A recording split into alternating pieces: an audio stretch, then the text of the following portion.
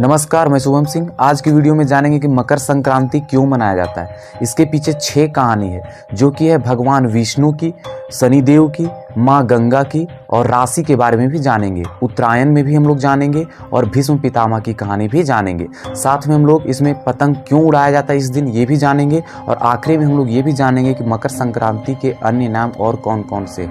ठीक है, तो चलिए शुरू करते हैं। तो सबसे पहले देखते हैं भगवान विष्णु की कहानी क्या है। यही दिन भगवान विष्णु ने पृथ्वी लोक पर असुरों का संहार कर उनके सिरों को काट कर मंदार पर्वत पर गाड़ दिया। ठीक है, और तभी से भगवान विष्णु की इस जीत को मकर संक्रांति पर्व के तौर पर मनाया जाता है। ध्यान देने वाली बात यह है कि यह वही पर्वत है जिसे समुद्र मंथन किया गया। ठीक है, यह रही कहानी भगवान विष्णु की। क्या है कहानी में? यही दिन भगवान विष्णु क्या किए थे, पृथ्वी लोक पर उपस्थित जितने भी असुर थे सभी का संहार कर उनके सिरों को काटकर मंदार पर्वत में गाड़ दिए थे। और यह वही पर्वत है जिससे क्या किया गया था, समुद्र मंथन किया गया। ठीक है, अब हम लोग जानते हैं शनिदेव की कहानी क्या है। पुराणों के मुताबिक सूर्यदेव और उनके बेटे शनिदेव के बीच का रिश्ता अच्छा नहीं था, दोनों के बीच बनती नहीं थी। लेकिन इस दिन सूर्यदेव सब कुछ भुलाकर अपने पुत्र शनि के घर गए थे। इसलिए इस त्योहार को पिता और पुत्र के रिश्तों को मजबूती देने वाला रिश्ता भी कहा जाता है। ठीक है, ये कहानी रही भगवान शनिदेव की। अब बात करते हैं माँ गंगा की कहानी क्या है। भगवान राम के पूर्वज राजा सगर ने अश्वमेध यज्ञ आयोजित किया था। इसके बाद यज्ञ के घोड़े को स्वतंत्र छोड़ दिया गया। ऐसा नियम है कि घोड़े जहां से गुजरते हैं वह राज्य अधीनता स्वीकार करता है। घोड़े को रोकने वाले राज्य को युद्ध करना पड़ता है, इसलिए इस घोड़े को कोई नहीं रोकता। ठीक है, राजा सगर ने घोड़े की रक्षा के लिए अपने 60,000 पुत्रों को साथ भेजा था। लेकिन अचानक घोड़े क्या हो गए, गायब हो गए। और खोजने पर पता चला कि घोड़े कपिल मुनि के आश्रम में हैं। उसके बाद राजा सगर के पुत्रों ने कपिल मुनि को चोर कहकर अपशब्द कहा, जिसके कारण कपिल मुनि नाराज होकर राजा सगर के 60,000 पुत्रों को श्राप देकर अपनी आंखों से भस्म कर दिया। कपिल मुनि के श्राप के कारण उनके आत्मा को मुक्ति प्राप्त नहीं हो पाई।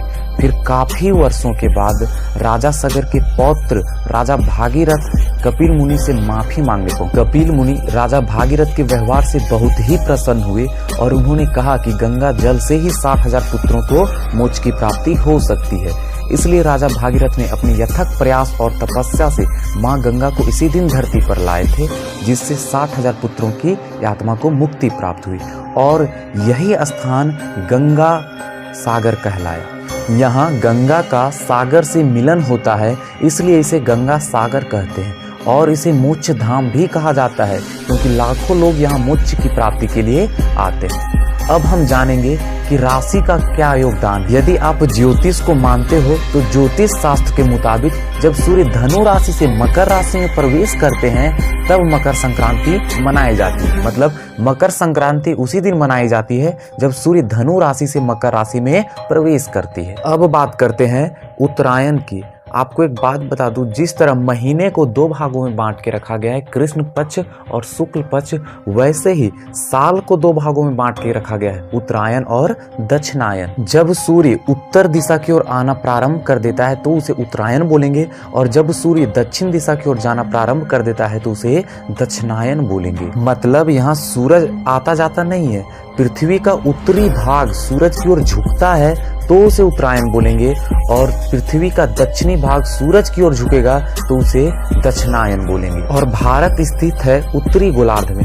जब पृथ्वी का उत्तरी गोलार्ध सूर्य के सामने झुकता है तब यहाँ गर्मी बढ़ती है, और वही जब पृथ्वी का दक्षिणी गोलार्ध सूर्य के सामने झुकता है तब हमारे देश में ठंड बढ़ती है। खगोल शास्त्र के मुताबिक जब सूर्य दक्षिणायन से उत्तरायण में प्रवेश करते हैं, यानी पृथ्वी का उत्तरी गोलार्ध सूर्य की ओर मुड़ जाता है, उसी दिन मकर संक्रांति का पर्व मनाया जाता है। मकर संक्रांति हर वर्ष 14 या 15 जनवरी को मनाई जाती है। मतलब जिस दिन सूरज दक्षिणायन से उत्तरायण की ओर प्रवेश करता है उसी दिन मकर संक्रांति मनाई जाती है। और इसी दिन से दिन बड़ा होने लगता है और रात छोटी होने लगती है। और ये तो आप लोग को मालूम ही होगा 20 मार्च को दिन और रात बराबर होते हैं और अभी भी दिन बड़ा होते जाता है और रात छोटी होती जाती है। उसके बाद जाके 21 जून को दिन सबसे बड़ा होता है। उसके बाद सूर्य दक्षिणायन में प्रवेश करता है, जिसके कारण दिन छोटी और रात लंबी होती जाती है।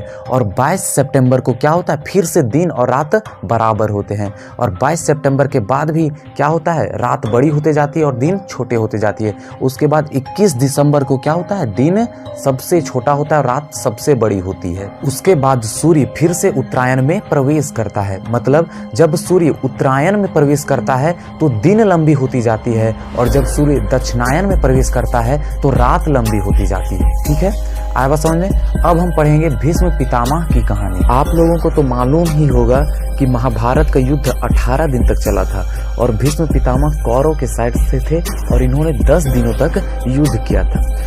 भीष्म पितामह अजेय योद्धा थे, इन्हें हराना नामुमकिन था, लेकिन भीष्म की प्रतिज्ञा थी कि वह किसी स्त्री पर वार नहीं करेंगे। इसी का फायदा उठाते हुए अर्जुन ने शिखंडी का आड़ लेकर भीष्म पितामह पर बाणों की वर्षा की, जिसके कारण उनका शरीर बाणों से बंध गया और वे वहीं बाणों की सैया पर लेट गए। लेकिन वे मरे नहीं, क्योंकि उन्हें इच्छा मृत्यु का वरदान प्राप्त था और उन्हें मालूम था कि जो अभी सूर्य है वह दक्षिणायन में है और अभी मरने से उन्हें मोक्ष की प्राप्ति नहीं होगी। इसलिए बाणों की सैया पर लेटकर 58 दिनों तक भीष्म पितामह ने सूर्य के उत्तरायण होने का इंतजार किया। सूर्य देव का उत्तरायण होते ही भीष्म पितामह ने देह त्याग दिया और ऐसा माना जाता है कि उत्तरायण में देह त्यागने से व्यक्ति का फिर से जन्म नहीं होता, यानी पुनर्जन्म नहीं होता। अर्जुन को भी मालूम था कि वे भीष्म पितामह को हरा नहीं सकते, इसलिए उन्होंने शिखंडी का इस्तेमाल किया। आइए हम जानते हैं शिखंडी कौन थे। शिखंडी का जन्म राजा द्रुपद के घर एक कन्या के रूप में हुआ था और उसके जन्म के समय एक आकाशवाणी हुई कि उसका लालन पालन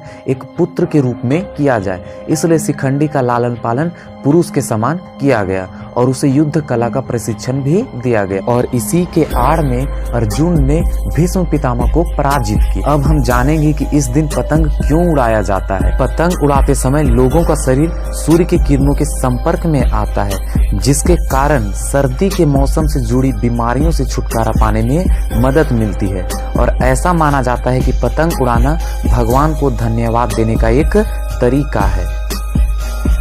मकर संक्रांति को पूरे भारतवर्ष में मनाया जाता है और यह एकलौता त्योहार है जो कि पूरे भारतवर्ष में मनाया जाता है, लेकिन अलग अलग नामों से।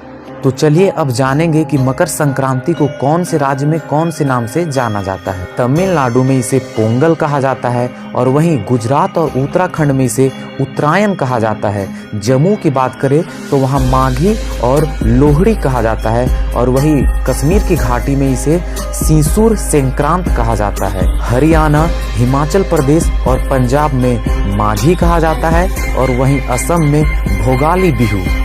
उत्तर प्रदेश और बिहार की बात करें तो वहाँ खिचड़ी कहा जाता है।